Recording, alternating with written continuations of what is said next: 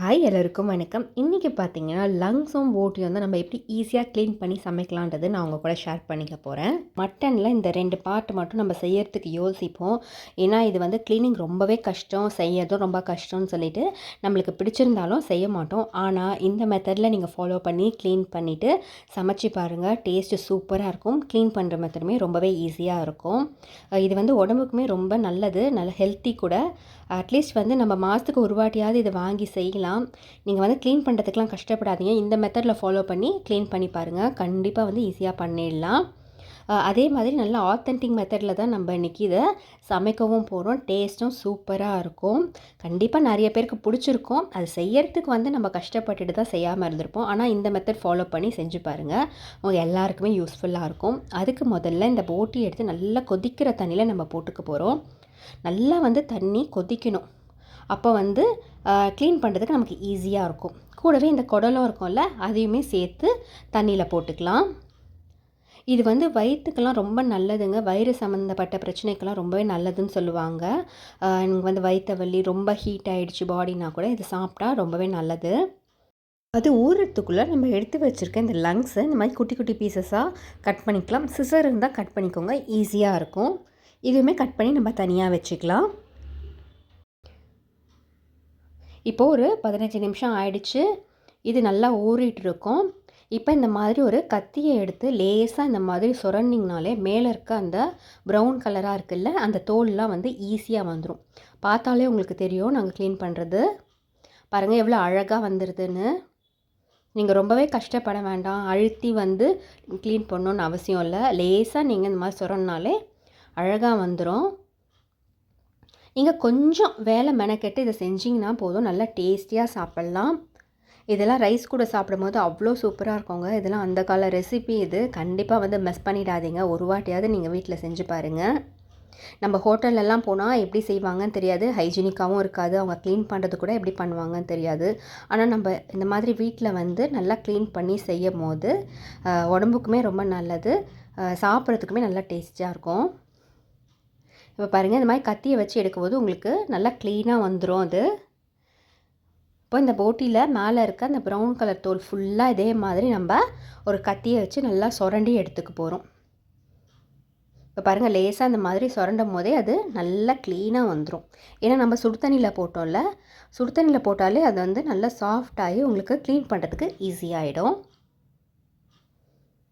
ஒரு 1/2 an hour ஒதுக்கி இந்த க்ளீனிங்க்கு நீங்கள் வந்து வச்சுக்கிட்டிங்கனாலே போதும், நீங்கள் வந்து நல்லா சாப்பிட்லாம். இப்போ பாருங்கள், இந்த போட்டியை நம்ம க்ளீன் பண்ணி எடுத்துக்கலாம். இது செய்கிறதும் பார்த்திங்கன்னா அந்த காலம் நம்ம பாட்டிலாம் செஞ்சுருப்பாங்கள்ல, அந்த மெத்தடில் தான் நம்ம செய்ய போகிறோம். நிறைய பேருக்கு இப்போ தெரிஞ்சிருக்காது, அதனால தான் இந்த வீடியோவை நான் ஷேர் பண்ணுறேன். வீடியோ கொஞ்சம் பெருசாக தான் இருக்கும், ஸ்கிப் பண்ணாமல் பாருங்கள், அப்போ தான் உங்களுக்கு வந்து புரியும். இப்போ இதை நல்லா வாஷ் பண்ணி எடுத்துக்கிட்டோம். பாருங்கள் எவ்வளோ வெள்ளை வெள்ளையர்னு சூப்பராக ஆகிடுச்சு நம்ம க்ளீன் பண்ணது. இப்போ இந்த குடல்லாம் இருக்குல்ல, அதுக்கு வந்து ஒரு குச்சியோ இல்லை கம்பியோ எடுத்துக்கிட்டு அதில் விட்டு இந்த மாதிரி திருப்பி நல்லா வாஷ் பண்ணிட்டிங்கனாலே உள்ளே இருக்க அந்த அழுக்கெல்லாம் வந்து க்ளீன் ஆகிடும். குடல் வந்து இந்த மாதிரி தான் க்ளீன் பண்ணணும். எதனா ஒரு குச்சி மாதிரி எடுத்துக்கோங்க, அதை உள்ளே விட்டு நல்லா இந்த மாதிரி திருப்பிட்டு தண்ணியில் போட்டு அலசிட்டிங்கனாலே சூப்பராக க்ளீன் ஆகிடும். அதுவுமே ஈஸி தான் க்ளீன் பண்ணுறது. அதையுமே நம்ம க்ளீன் பண்ணி வச்சுக்கலாம். இப்போ அதை நல்லா க்ளீன் பண்ணி வச்சுக்கிட்டோம். இன்னொரு ஸ்டெப்பும் பண்ணிட்டிங்கன்னா மிச்சம் மீதி எதனா அழுக்கு ஒட்டிகிட்டு இருந்தால் கூட வந்துடும். கொஞ்சமாக கல்லுப்பு, கோதுமை மாவு போட்டு நல்லா கலந்துட்டு நம்ம க்ளீன் பண்ணி வச்சுருக்க இந்த போட்டி குடல் எல்லாத்துலேயும் அதில் போட்டு நல்லா பெரட்டிடுங்க. பெரட்டிட்டு அதுக்கப்புறமா வாஷ் பண்ணிங்கன்னா கொஞ்சம் நெஞ்சம் இருக்கிற அழுக்குமே க்ளீனாக ஆகிடுங்க. சூப்பராக வந்து க்ளீன் பண்ணிடலாம். இப்போ ஆல்ரெடி நம்ம நல்லா க்ளீன் பண்ணிட்டோம். இது இந்த மாதிரி பண்ணும் போது உங்களுக்கு இன்னுமே வந்து ஃபுல்லாக க்ளீன் ஆகிடும். மைன்யூட் பார்ட்டில் இருக்கிற அந்த அழுக்குங்க கூட வந்துடும். இப்போ இந்த மாதிரி நல்லா பிசைஞ்சு க்ளீன் பண்ணிவிடுங்க. பாருங்கள், சின்ன சின்ன இடத்துல எதனா இந்த மாதிரி ஒட்டிகிட்டு இருந்தால் கூட அது அழகாக வந்துடும் உங்களுக்கு. இப்போ இந்த மாதிரி நல்லா வந்து மிக்ஸ் பண்ணிவிட்டு தண்ணியை ஊற்றி ஒரு 2 வாட்டி வாஷ் பண்ணி எடுத்து வச்சிட்டோன்னா நம்ம நல்லா க்ளீன் பண்ணி எடுத்துடலாம். இப்போ பார்த்தாலே உங்களுக்கு தெரியும், நல்லா வெள்ளை வெள்ளையர்னு சூப்பராக க்ளீன் ஆகிடுச்சு. ஃபஸ்ட்டு எப்படி இருந்தது, இப்போ பாருங்கள் எப்படி இருக்குன்ட்டு. இப்போ நம்ம கட் பண்ணி வச்சுருக்க இந்த லங்ஸுமே கொஞ்சமாக கல் உப்பு சேர்த்துட்டு நல்லா வாஷ் பண்ணிடலாம். இப்போ இந்த மாதிரி கழுவும்போது அதில் இருக்க கொஞ்சம் அந்த நீட்டு ஸ்மெல் எல்லாம் நம்மளுக்கு போயிடும். நம்ம செய்யும்போது நிறைய பேருக்கு வந்து அந்த ஸ்மெல் பிடிக்காது. இந்த மாதிரி நல்லா வாஷ் பண்ணிட்டீங்கன்னா, அந்த ஸ்மெல் துளி கூட இருக்காது. நல்லா வந்து உங்களுக்கு வாசனையாக இருக்கும். அந்த ஸ்மெல்லாம் சுத்தமா இருக்காது. இப்போ எல்லாத்தையுமே நல்லா கழுவி எடுத்தாச்சு. இப்போ நம்ம எல்லாத்தையுமே குக்கரில் போட்டுக்க போகிறோம். இதை ஏன் நாங்கள் முதல்லயே கட் பண்ணலன்னா, முதல்ல வேக வச்சுட்டு அதுக்கப்புறமா தான் கட் பண்ணணும். நம்ம ஃபஸ்ட்டே கட் பண்ணிட்டோன்னா நல்லா இருக்காது. இந்த மாதிரி ஒரு வேக்காடு வேக போட்டுட்டு அதுக்கப்புறமா கட் பண்ணிங்கன்னா உங்களுக்கு ஈஸியாக கட் பண்ணிடலாம். இப்போ நம்ம எடுத்து வச்சுருக்க இந்த லங்ஸு, போட்டி, குடல் எல்லாத்தையுமே வந்து ஒன்றாவே போட்டு வேக வச்சு எடுத்துக்கலாம். இது வந்து ஒரு 5 விசில் வச்சு எடுத்துக்கோங்க. அப்போ தான் நல்லா வேகும். குக்கரில் வச்சு நல்லா 5, 6 விசில் கூட வைக்கலாம். இப்போ அதுக்குள்ளே இதுக்கு தேவையான பொருட்கள்லாம் நம்ம ரெடி பண்ணிக்கலாம். இதுக்கு வந்து ஒரு 2 வெங்காயம், ஒரு 4 தக்காளி, ஒரு 4 பச்சை மிளகாய், கொஞ்சமாக கொத்தமல்லி கருவேப்பிலை எடுத்துக்கலாம். இதுக்கு ஆப்ஷனலாக கத்திரிக்காய் எடுத்துக்கலாம். நீங்கள் வேணும்னா போட்டுக்கலாம், வேண்டான்னா ஸ்கிப் பண்ணிவிடுங்க. கத்திரிக்காய் போட்டால் நல்லாயிருக்கும் அதோடய ஃப்ளேவர், டேஸ்ட் எல்லாம். ஒரு அரை மூடி தேங்காய் இந்த மாதிரி எடுத்து வச்சுருக்கோம். கூடவே வந்து ஒரு துண்டு பட்டை, அன்னாச்சி பூ 2, ஒரு 4, 5 கிராம்பு, ஒரு 1½ டேபிள் ஸ்பூன் அளவுக்கு சோம்பு. இது எல்லாமே நம்ம மிக்சியில் போட்டு நல்லா நைஸாக அரைச்சி வச்சுக்கலாம். இது பார்த்திங்கன்னா ரொம்பவே ஆத்தென்டிக் மெத்தடில் தான் நம்ம செய்கிறோம். இது ரொம்ப டேஸ்ட்டாக இருக்கும். நீங்கள் ரைஸ் கூட சாப்பிடும் போது, நீங்கள் இட்லி தோசைக்கு கூட வச்சு சாப்பிட்லாம். ஆனால் ஒயிட் ரைஸ் கூட சாப்பிடும் போது ரொம்ப நல்லாயிருக்கும். இப்போ பாருங்கள், ஒரு 5 விசில் வந்துருச்சு. நல்லா வெந்துட்டுருக்கும். இப்போ ஓப்பன் பண்ணி பார்க்கலாம். இப்போ பாருங்கள், உங்களுக்கே தெரியும் நல்லா வெந்திருக்கு. இப்போ நம்ம இந்த ஸ்டேஜில் எடுத்துக்கலாம் வெளியில் எடுத்துகிட்டு இப்போ நம்ம அதை குட்டி குட்டியாக கட் பண்ணிக்கலாம். பாருங்கள், இந்த மாதிரி சிசர் இருந்தால் குட்டி குட்டியாக கட் பண்ணிக்கோங்க. உங்களுக்கு ஈஸியாக வரும் இப்போ கட் பண்ணுறதுக்கு. அப்போவே நம்ம கட் பண்ணோன்னா ரொம்ப வந்து மேஷ் ஆகிடும், சாப்பிட்றதுக்கு நல்லா இருக்காது. அதனால் வேக வச்சுட்டு அதுக்கப்புறமா தான் நம்ம கட் பண்ணணும். இப்போ இந்த குடல் எல்லாத்தையுமே நம்ம இந்த மாதிரி சின்ன சின்ன பீசஸாக கட் பண்ணி எடுத்துக்க போகிறோம். இப்போ இதை கட் பண்ணி தனியாக வச்சாச்சு. இப்போது இது எப்படி செய்கிறதுன்னு நம்ம பார்க்கலாம். இதில் சேர்க்கறதுக்காக கடலைப்பருப்பு கொஞ்சமாக எடுத்துக்கோங்க. ஒரு சின்ன கப்பில் எடுத்து வாஷ் பண்ணி தனியாக வச்சுக்கோங்க. இப்போ ஒரு குக்கர் வச்சு கொஞ்சமாக எண்ணெய் ஊற்றி அதில் சோம்பு போட்டு தாளிச்சிக்கலாம். இப்போ நம்ம நறுக்கி வச்சுருக்க வெங்காயத்தையும் சேர்த்துக்கலாம். சேர்த்து நல்லா வதக்கிடலாம். கூடவே இந்த பச்சை மிளகாயும் நம்ம சேர்த்துக்க போகிறோம். இது கடலைப்பருப்பு, இந்த கத்திரிக்காயெலாம் போட்டு செய்யும் போது டேஸ்ட்டு வேறு லெவலில் இருக்குங்க.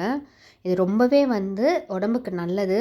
அந்த காலத்துலலாம் பார்த்திங்கன்னா இந்த மெத்தடில் தான் செய்வாங்க. அதோட காம்பினேஷன் அவ்வளோ சூப்பராக இருக்கும். இந்த போட்டி கூட கடலைப்பருப்பு, கத்திரிக்காய் செய்யும் போது அதோட டேஸ்ட்டே ரொம்பவே நல்லாயிருக்கும். இப்போ நம்ம தக்காளியுமே சேர்த்துட்டு நல்லா வதக்கிக்கலாம். இப்போ இதுக்கு தேவையான அளவுக்கு நம்ம உப்பு சேர்த்துக்கலாம். இது கூட ஒரு 2 டேபிள் ஸ்பூன் அளவுக்கு இஞ்சி பூண்டு பேஸ்ட்டு நம்ம சேர்த்துக்க போகிறோம். சேர்த்துட்டு அதுவுமே நல்லா பச்சை வாசனை போகிற வரைக்கும் வதக்கிக்கலாம். ஒரு 2லேருந்து 3 நிமிஷம் நல்லா வதக்கிக்கோங்க. இந்த போட்டி பார்த்திங்கன்னா க்ளீன் பண்ணுறது மட்டும்தாங்க கொஞ்சம் டைம் எடுக்கும். செய்யறது ரொம்பவே ஈஸியாக செஞ்சிடலாம். டேஸ்ட்டு சூப்பராக இருக்கும். கண்டிப்பாக நீங்கள் ட்ரை பண்ணி பாருங்கள். இப்போ இது கூட ஒரு 1/4 டீஸ்பூன் அளவுக்கு மஞ்சள் தூள் சேர்த்துக்கிறேன். இப்போ வீட்டிலேயே அரைச்ச குழம்பு மிளகாய் தூள் தான் இதுக்கு நான் சேர்க்க போகிறேன். ஒரு 4 டேபிள் ஸ்பூன் அளவுக்கு குழம்பு மிளகாய் தூள் சேர்த்துக்கிறோம். சேர்த்துட்டு நல்லா வந்து கலந்து விட்டுடலாம். இது வந்து நம்ம ஒரு செமி கிரேவி டைப்பில் தான் பண்ண போகிறோம். ரொம்ப கிரேவியாகவும் பண்ணல, ரொம்ப வந்து ஃப்ரை மாதிரியும் பண்ணல. நல்லா செமி கிரேவியாக நம்ம சாப்பாட்டில் போட்டு பிசைஞ்சு சாப்பிட்ற மாதிரி தான் இருக்கும். இப்போ மிளகாத்தூள் போட்டுட்டு ஒரு 2 நிமிஷத்துக்கு இந்த மாதிரி நல்லா வதக்கி விட்டுடலாம். வதக்கிட்டு அதுக்கப்புறமா நம்ம எடுத்து வச்சுருக்க இந்த கடலைப்பருப்பையுமே இதில் சேர்த்துடலாம். சேர்த்துட்டு நல்லா கலந்து விட்டுடலாம். கடலைப்பருப்பு ஏன் சேர்க்குறோன்னா, இந்த போட்டி கூட கடலைப்பருப்பு சேரும் போது அது 2தோட காம்பினேஷன் ரொம்பவே நல்லாயிருக்கும். அதனால தான் நம்ம சேர்த்து செய்கிறோம். இப்போ நம்ம நறுக்கி வச்சுருக்க இந்த போட்டி, குடல், லங்ஸ் எல்லாத்தையுமே நம்ம சேர்த்துட போகிறோம். சேர்த்துட்டு நல்லா கலந்து விட்டுடலாம். நிறைய பேருக்கு இது டேஸ்ட் பிடிக்காமல் இருக்கும். ஆனால் இந்த மெத்தடில் நீங்கள் செஞ்சு பாருங்கள், கண்டிப்பாக விரும்பி சாப்பிடுவீங்க. ஏன்னா அவ்வளோ டேஸ்ட்டாக இருக்கும் இது. இப்போ இதை நல்லா வந்து நம்ம கலந்து விட்டுடலாம். நல்லா இதை வதக்கிட்டு இப்போ நம்ம அரைச்சி வச்சுருக்கோம்ல இந்த தேங்காய் பேஸ்ட்டையுமே இதில் ஆட் பண்ணிக்க போகிறோம். நம்ம வேறு எந்த மசாலாவுமே இதில் சேர்க்கல. கரம் மசாலாவோ, மட்டன் மசாலாவோ எதுவுமே சேர்க்கல. நம்ம வீட்டில் அரைச்ச குழம்பு மிளகாய் தூள், இந்த தேங்காய் கூட சேர்த்து இந்த பட்டை, லவங்கம் இந்த மசாலா மட்டும் தான் சேர்த்துருக்கோம். இதுவே நல்லாயிருக்கும். நீங்கள் எக்ஸ்ட்ரா எந்த மசாலாவும் ஆட் பண்ண தேவையில்ல இதுக்கு. இப்போ லாஸ்ட்டாக கொஞ்சமாக கொத்தமல்லி, கருவேப்பிலை போட்டுட்டு நல்லா கலந்து விட்டுட்டு இன்னும் ஒரு 2 விசில் வச்சு எடுத்துக்கலாம். ஏன்னா நம்ம கடலைப்பருப்பு சேர்த்துருக்கறதுனால அது வேகணும்ல, அதுக்காக ஒரு 2 விசில் வச்சு நம்ம இறக்கிக்க போகிறோம். இப்போ 2 விசில் வச்சு எடுத்தாச்சு. பாருங்கள் கடலைப்பருப்பு எல்லாமே நல்லா வெந்துருச்சு. லாஸ்ட்டாக நம்ம நறுக்கி வச்சுருக்க இந்த கத்திரிக்காவுமே சேர்த்துட்டு ஒரு 10 நிமிஷம் குக்கரில் வச்சு நம்ம இறக்கிலாம். ஒரு விசில் வச்சா கூட போதும். இல்லைனாலுமே கத்திரிக்காய் உங்களுக்கு ஒரு 10 நிமிஷத்துலேயே வெந்துடும். ஃபஸ்ட்டே நம்ம கத்திரிக்காய் சேர்த்துட்டோன்னா ரொம்ப குழஞ்சி போயிடும். அதனால் இந்த மாதிரி லாஸ்ட்டில் தான் சேர்க்கணும். இது ஆப்ஷனல் தான். உங்களுக்கு விருப்பம் தான் சேர்த்துக்கலாம், இல்லைன்னா வேண்டாம். ஆனால் கத்திரிக்காய் சேர்த்து செய்யும் போது டேஸ்ட் நல்லாயிருக்கும். இப்போ ஒரு விசில் வச்சு நம்ம இறக்கிட்டோம். இப்போ அவ்வளோதான், சூப்பரான நமக்கு போட்டி கிரேவி ரெடி ஆகிடுச்சு. பார்க்கவே எவ்வளோ சூப்பராக இருக்குது பாருங்கள். நல்லா எண்ணெய் பிரிஞ்சு மேலே நல்லா ரெடியாக இருக்குது. நல்லா சுட சுட சாதத்தில் போட்டு சாப்பிடும்போது டேஸ்ட்டும் வேறு லெவலில் இருக்கும். உங்களுக்கு வேணும்னா இதே கன்சிஸ்டன்சியில் வச்சுக்கலாம். இல்லைனா கொஞ்சம் கொதிக்க வச்சு சுண்ட வச்சு கூட நீங்கள் சாப்பிட்லாம். ஆனால் நீங்கள் சாதத்தில் போட்டு சாப்பிட்றதுக்கு இதுதான் கரெக்டாக இருக்கும். இப்போது நம்ம சாதம் போட்டுட்டு அதில் போட்டு சாப்பிட்டு பார்க்கலாம் எப்படி இருக்குன்னு. இப்போ பாருங்கள், பார்க்கவே நல்லா டெம்ப்டிங்காக இருக்குது சாப்பிட்ணுன்ட்டு. இந்த மாதிரி ரைஸில் போட்டு கூட ஒரு வேக வச்ச முட்டை இருந்தாலே போதும். வேறு எந்த சைட் டிஷ்ஷுமே இதுக்கு தேவையில்லை.